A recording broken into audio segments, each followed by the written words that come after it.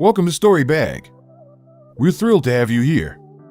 Today, we're diving into Chapter 6 of Rich Dad, Poor Dad by Robert Kiyosaki. Let me start with a quick question. Have you ever felt like no matter how much you save or work hard, financial freedom seems just out of reach?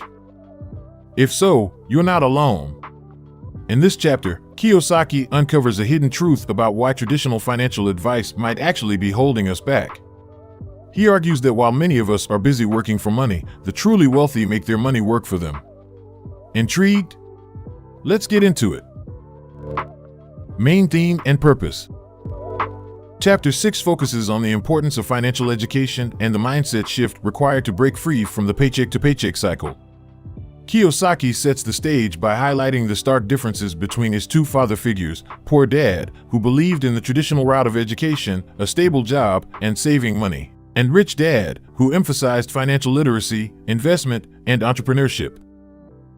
The core message here is powerful. To achieve true financial freedom, we need more than just a good job and a savings account. We need to understand how money works and how to leverage it to build wealth. Kiyosaki explains that while a traditional education might teach us how to earn a paycheck, it rarely teaches us what to do with that paycheck once we have it. The schools don't teach us how to manage our money, invest wisely, or grow our wealth. And this, he argues, is the main reason why so many people, despite working hard their entire lives, struggle financially. Key concepts in simple terms. Kiyosaki introduces the concept of working for money versus making your money work for you. So, what does that mean? Well, most people have been conditioned to believe that the best path to financial security is through a stable job with a good salary.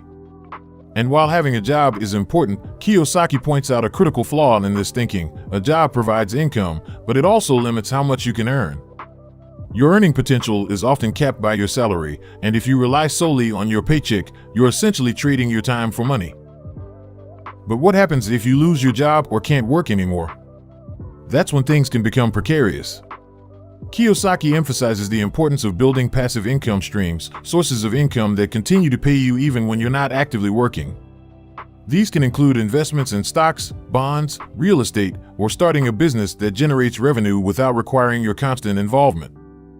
One of the key lessons from Rich Dad is that the wealthy don't save their money in traditional savings accounts. Instead, they invest it in assets that generate income. He gives examples like rental properties that bring in monthly rent, stocks that pay dividends, or businesses that generate profits. The idea is to create a situation where your assets provide enough income to cover your expenses, giving you financial freedom and reducing your dependence on a paycheck. Anecdotes and relatable stories.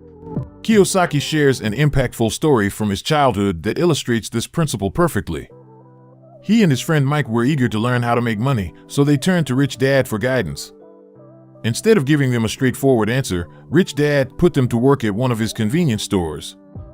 But here's the twist: he paid them very little, far below the standard wage.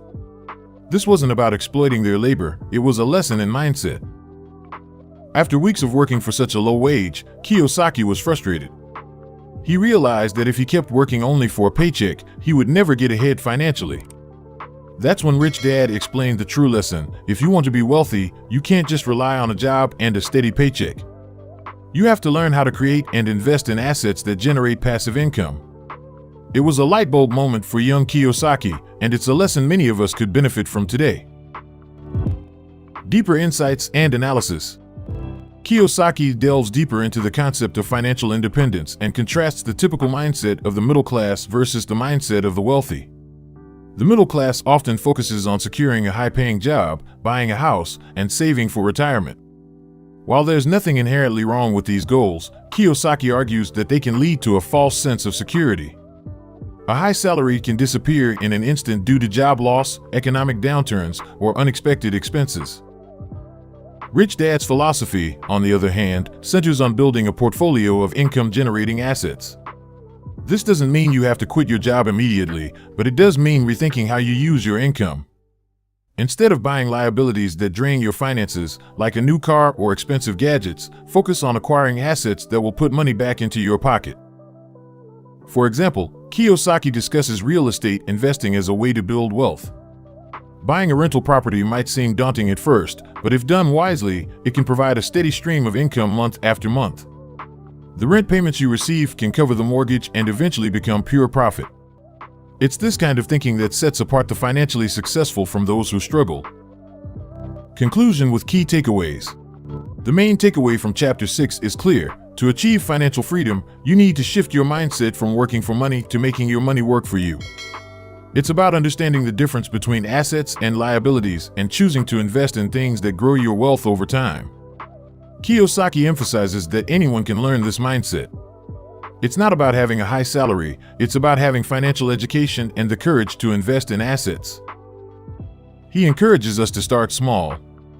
Maybe it's setting aside a portion of your paycheck to invest in stocks, or perhaps it's looking into purchasing a rental property. The point is to take that first step toward building passive income streams. Over time, these small investments can grow into significant sources of income, giving you more control over your financial future.